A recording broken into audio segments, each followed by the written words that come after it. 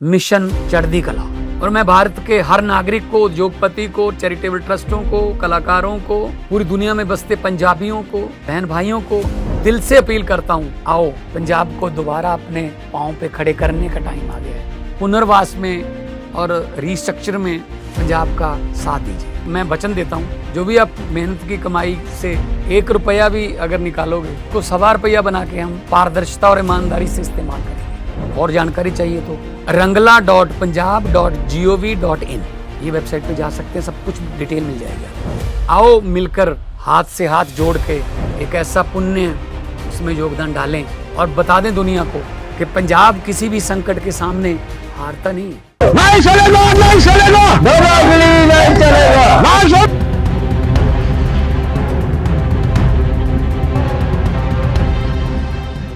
नरेंद्र मोदी साहब अभी मणिपुर गए थे। चुराचांदपुर पहुंचते उससे पहले ही कैसा भव्य स्वागत वहां की जनता ने किया, ये हमने आपको दिखाया था। वो बात अलग है कि उसकी पलटती हुई तस्वीरें दिखाने की आदत इस देश की मीडिया को है, वो आपने देखी होंगी, लेकिन हकीकत हमने आपको दिखाई थी। उसके बाद आने के बाद मणिपुर में किस तरह के हालात है हमने आपको दिखाए। अब एक बार फिर से पूर्वोत्तर राज्य में जा रहे हैं नरेंद्र मोदी साहब, अरुणाचल प्रदेश। अरुणाचल प्रदेश में इस समय बीजेपी की सरकार है और वहां देखिए, उनका जैसे ही ऐलान हुआ कि मोदी साहब आ रहे हैं, लोग सड़कों पर उतर आए, बेतहाशा भीड़ उतर आई। हालत खराब हो गई कि कहीं मणिपुर की तर्ज पर अरुणाचल प्रदेश में भी कहीं नरेंद्र मोदी साहब के दौरे का विरोध ना हो जाए। असम के दौरे पर गए थे जहां काले झंडे दिखा दिए गए, कहीं ऐसी वाली व्यवस्था ना हो जाए। तो उसके लिए क्या कुछ किया जा रहा वो आपको दिखाऊंगा कि कैसे भारतीय जनता पार्टी के नेता जानबूझकर इस देश के भविष्य यानी बच्चों की पढ़ाई लिखाई छुड़वाकर अपनी सभा में बुला रहे हैं। लेकिन इस बार बच्चों ने ठान ली है। क्या ठाना है सुनिएगा और यकीन मानकर चलिए, अगर ये बीजेपी के नेताओं ने सुन लिया तो अब कभी भी इन बच्चों को अपनी रैली में नहीं बुलाएंगे। इसी के साथ साथ फिर से धोखा दे गया। टेक्नोलॉजी के इस मामले में आगे बढ़ाने की कोशिश कर रहे हैं नरेंद्र मोदी साहब, कितनी मशक्कत करते हैं। और सोचिए, टेक्नोलॉजी ने उन्हें एक बार फिर से कच्चा दे दिया, आए माए साए हो गया भाई। नमस्कार, मैं हूं प्रज्वल गौतम और आज आपको दिखाने जा रहा हूं अरुणाचल प्रदेश का दौरा नरेंद्र मोदी साहब का। बताया गया है कि prime minister Narendra Modi visit to Itanagar.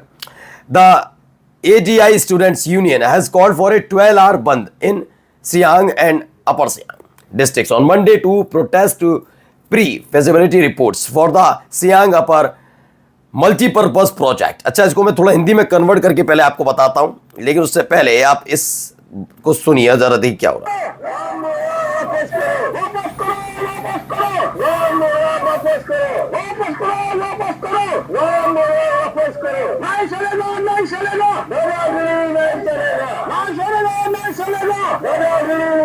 दादागिरी।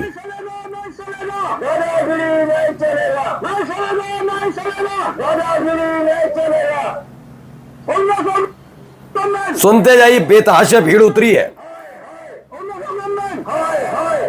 अच्छा, हुआ क्या था जब मणिपुर में गए थे तो आपको याद होगा, इस देश की मीडिया ने मणिपुर की जनता की तरफ से किए जाए विरोध को उग्रवादियों तक से जोड़ दिया था।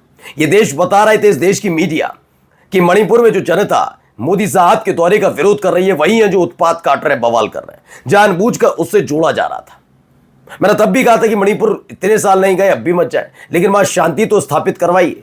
खुद वहां पर गए और जाने के बाद किस तरह के हालात बने, क्या कभी इसके बारे में किसी ने चर्चा की कि मोदी साहब के जाने के बाद दोबारा हालात क्यों बिगड़ गए वहां पर? अब देखिए, अरुणाचल प्रदेश में खुद अरुणाचल टाइम्स की खबर है। उन्होंने कहा प्रधानमंत्री नरेंद्र मोदी के ईटानगर दौरे के बीच आदिवासी छात्र संघ ने, आदि का मतलब आदिवासी छात्र संघ है, सोमवार को सियांग और अपर सियांग जिलों में 12 घंटे के बंद का आह्वान कर दिया है। उन्होंने कहा कि ये 12 घंटे बंद रहेगा। सियांग और अपर सियांग, ये दोनों, सियांग अपर बहुउद्देशीय परियोजना की एक रिपोर्ट के और क्षेत्र में अर्धसैनिक बलों की तैनाती का विरोध करता है।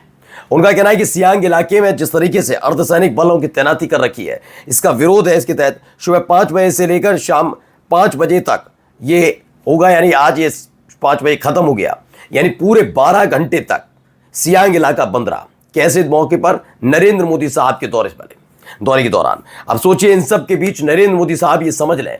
और खास बात क्या है कि अगर इसमें मान के चलिए पश्चिम बंगाल जा रहे हैं और पश्चिम बंगाल में अगर ऐसा कोई ऐलान हो जाए तो कहा जाएगा ये तो ममता दीदी के कहने पर हो रहा है। तमिलनाडु जाए और वहां हो जाए तो कहते हैं कि DMK की सरकार है, उन्होंने करवाया। अब यहाँ कोई जवाब क्यों नहीं दे पाते? मणिपुर को लेकर जवाब क्यों नहीं दे पाते? अरुणाचल प्रदेश में तो आपकी सरकार है ना बीजेपी की, बड़ी पीठ थपथपाई थी आपने कि जो काम अटल अडवाणी की बीजेपी नहीं कर पाई, मोदी और शाह की बीजेपी ने कर दिया। अब देखिए, कम से कम अटल अडवाणी की बीजेपी के दौरान भी अरुणाचल की जनता कम से कम बीजेपी के नेताओं के बारे में ऐसा नहीं सोचती होगी जैसा आपके कार्यकाल में। समझ क्या बना दिया है। अब आप देख लीजिए, छात्र उतरे भाई, ये जो लोग उतरे हुए हैं खुद ही आपके खिलाफ नारेबाजी कर रहे हैं। अब इन सब के बीच जरा इन बच्चों को सुनिए क्या कह रहे हैं बच्चे। देखो, मैं यहाँ कांग्रेस का सपोर्टर आ रही थी, सपोर्टर माने जोरामती ले रहे जोरामती है ना।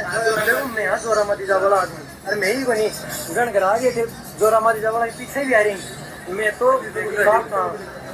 और देखो, मान तो जोरामती ले जाए जा रहे, मैं तो कांग्रेस का आदमी है, मैं तो ठीक है। अब प्रशासन को ऊपर से दबाव है, बोलो जितना ज्यादा टाबर हो सके नहीं, बतरा ज्यादा टाबर ले रहा हूँ धीरे धीरे मास। तो ठीक है, मैं तो महाकाली पर जा रहा हूँ ना, मैं लगाऊँ वोट चोर गति छोड़ करना, मैं महाकाली पर आऊँगा अंत पर। बाकी माथे ऑर्डर को नहीं, प्रशासन के प्रशासन है करप्ट, खेल खत्म है प्रशासन। अब बताइए इन बच्चों को आप जब बुलाएंगे, अब मुझे नहीं लगता है कि इसे देखने के बाद राजस्थान के सीकर में फिलहाल लिखा है कि मुख्यमंत्री भजनलाल की सभा में जबरदस्ती कोचिंग छात्रों को ले जाया गया। सीएम की सभा में जाने वाले छात्र कह रहे हैं मैं वोट चोर गद्दी छोड़गा वाला नारा लगाऊंगा क्योंकि हम भाजपा के समर्थक हैं ही नहीं। मैं कह रहा हूं समर्थक हो ना हो, बच्चों से खिलवाड़ क्यों। अगर बच्चों को लेकर कोई बात कांग्रेस कर दे तो देखो बच्चों का इस्तेमाल करती है। आपकी सभा में मैंने बिहार की एक नहीं दो नहीं कई खबरें अब तक दिखा दी हैं, कैसे बिहार में बीजेपी के नेताओं की सभा के लिए बच्चों की पढ़ाई लिखाई को ताक पर रखकर बुलाई जा रहे हैं कि नहीं पढ़ाई लिखाई तो होती रहती है, साल भर पढ़ते हो, देखा है कितना पढ़ते हो। मोदी जी की सभा में आना जरूरी है, सम्राट चौधरी की सभा में आना जरूरी है। अब यहां पर देख लीजिए मुख्यमंत्री भजनलाल शर्मा की कितनी लोकप्रियता है कि जबरदस्ती बच्चों को लेकर आया जा रहा है कि जनसभा में भीड़ बढ़वाओ। ये तरीका है, कितनी लोकप्रियता है। और उन्होंने कह दिया हम तो वोट चोर गद्दी छोड़ के नारे लगाएंगे। क्या ऐसी जनता को बुलवा पाएंगे? क्या ऐसे छात्रों को कुछ करने की कोशिश करी तो फिर गुस्सा भी नाराजगी भी झेलनी पड़ेगी छात्रों की। अब करें क्या, भीड़ भी बढ़वानी है और भीड़ में अगर बच्चे ऐसे आ गए जो नारे लगा दें तो हालत क्या होगी।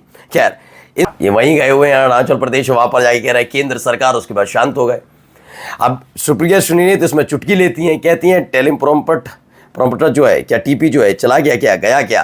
क्योंकि पहले भी नरेंद्र मोदी साहब का ऐसे ही साथ उनके साथ मोए मोए हो चुका है, कई दफ़ा वो ऐसा करते हैं। और खैर मैं किसी की भाषाई ज्ञान पर सवाल नहीं उठाता, हिंदी अच्छी होनी चाहिए, हमारे देश की भाषा हिंदी है, लेकिन अंग्रेज़ी में जो उन्होंने बोला है उस पर भी ज़्यादा ये नहीं कहना चाहिए मैं तो बहुत अच्छी अंग्रेज़ी बोलता हूँ। ये हमने देखा है जब दूसरे देशों के लोगों को संबोधित कर रहे थे, लोगों को क्या बड़े बड़े राष्ट्रीय अध्यक्षों को, कई लोगों को संबोधित कर रहे थे और ये बोल नहीं पाए थे, तो ये सब भी फजीयत होती है। आपको क्या सुनाई दे रहा है उस घर के आपने याद ही होगा ना। अब सुरेंद्र राजपूत भी कहते हैं केंद्र सरकार कहते ही मोदी सरकार का टेलीप्रॉम्प्टर बंद हो गया क्या, भाजपा सरकार किसी भी साजिश से इनकार कर रही है। उनका कहना है नहीं ऐसा कुछ भी नहीं हुआ, लेकिन जो भी है खैर मजे ले रहे हैं भाई, लेना पड़ेगा क्योंकि आप तो अपने आप को बहुत बड़ा वक्ता बताते हैं। आप बताते हैं कि आपने जो बोल दिया क्या गजब बोला, एक एक हर्फ एक एक लफ्ज देख कर पढ़ा आपने। लच्छेदार भाषण नहीं थे आपके, वो लिखे हुए भाषण थे। अब जनता समझ रही है कि आप बेवकूफ़ बनाते रहे। टेलीप्रॉम्प्टर रुक गया क्या मोदी जी की ऐसी हवा टाइट जो तो उसके रुकने पर ही होती है। बिल्कुल कई बार ऐसा हो चुका है। देखिए रेबेल वॉरियर्स लिखते हैं टेलीप्रॉम्प्टर के बिना साहेब भी यतीम हो जाते हैं, ये उन्होंने लिखा है। और जाते जाते खबर एक मोदी जी का मेक इन इंडिया मॉडल क्या है, चश्मा घड़ी मशरूम, यहाँ तक कि रोज भाषण पढ़ने वाला टेलीप्रॉम्प्टर भी विदेशी है। आलोक शर्मा कांग्रेस से आते हैं और फिलहाल बीजेपी जीएसटी वाले मसले के बाद सबको स्वदेशी होने का ज्ञान दे रही है कि स्वदेशी, ये स्वदेशी बनिए, पीएम विदेशी बने, कोई दिक्कत नहीं। नमस्कार।